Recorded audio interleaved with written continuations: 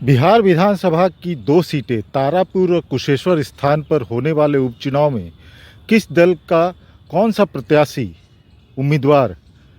मेरे पीछे बने विधानसभा में पहुंचेगा, यह तो आने वाले कुछ घंटों में ही पता चलेगा। लेकिन जो मतगणना का कार्य चल रहा है और जो चुनाव हुए हैं, इस चुनाव को देखने के बाद यही प्रतीक हो रहा है कि यह किसी राजनीतिक दलों के बीच की लड़ाई नहीं, बल्कि अब बिहार के 2 परस्पर घूर विरोधी नेता लालू प्रसाद यादव और नीतीश कुमार के बीच की नाक की लड़ाई बन चुकी है। यही वजह है कि उपचुनाव में 27 अक्टूबर को लालू प्रसाद यादव ने रैली की थी और रैली करने के बाद जनसभा को संबोधित करते हुए नीतीश कुमार पर जमकर बरसे थे। वहीं नीतीश कुमार ने भी अपने जनसभा में लालू प्रसाद के शासनकाल की याद दिलाई थी। यानी अब नाक की लड़ाई बन चुकी है ये दोनों सीटें, कुशेश्वर स्थान और तारापुर विधानसभा क्षेत्र। यहाँ दिलचस्प मामला यह भी हो जाता है कि अगर एक सीट भी जेडीयू लूज करती है, चूंकि दोनों सीटों पर उनके ही विधायक थे जिनके निधन के बाद यह उपचुनाव कराया जा रहा है, अगर जेडीयू एक सीट भी लूज करती है तो ये आरजेडी के लिए बहुत बड़ी जीत मानी जाएगी और लालू प्रसाद यादव के साथ साथ तेजस्वी यादव का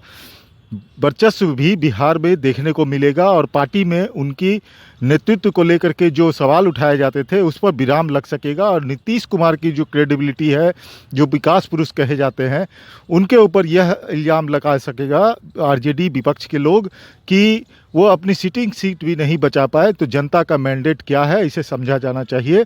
और आरजेडी के इस आरोप पर भी बल मिलेगा कि पिछले बार यानी 2020 के विधानसभा चुनाव में नीतीश कुमार ने बेईमानी कर सरकार बनाई थी, जबकि मैंडेट आरजेडी को मिला था। लेकिन प्रशासनिक अधिकारियों के साथ मिलकर नीतीश कुमार ने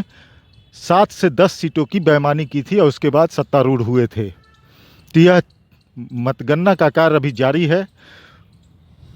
जो हार जीत का अंतर जो होता है, जो काउंटिंग चल रही है, आपको बता दें कि कुशेश्वर स्थान में 23 राउंड की काउंटिंग होनी है, जिसमें से लगभग 14 राउंड हो चुके हैं और तारापुर में 29 राउंड की काउंटिंग होनी है, जिसमें से 9 राउंड की काउंटिंग अभी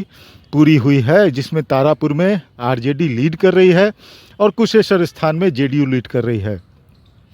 तो यह लालू प्रसाद यादव और नीतीश कुमार के नाक की लड़ाई है। अब देखना होगा कि इस लड़ाई में बाजी कौन मारता है, किसका पलड़ा भारी होता है और दिवाली धनतेरस के दिन कौन मनाता है।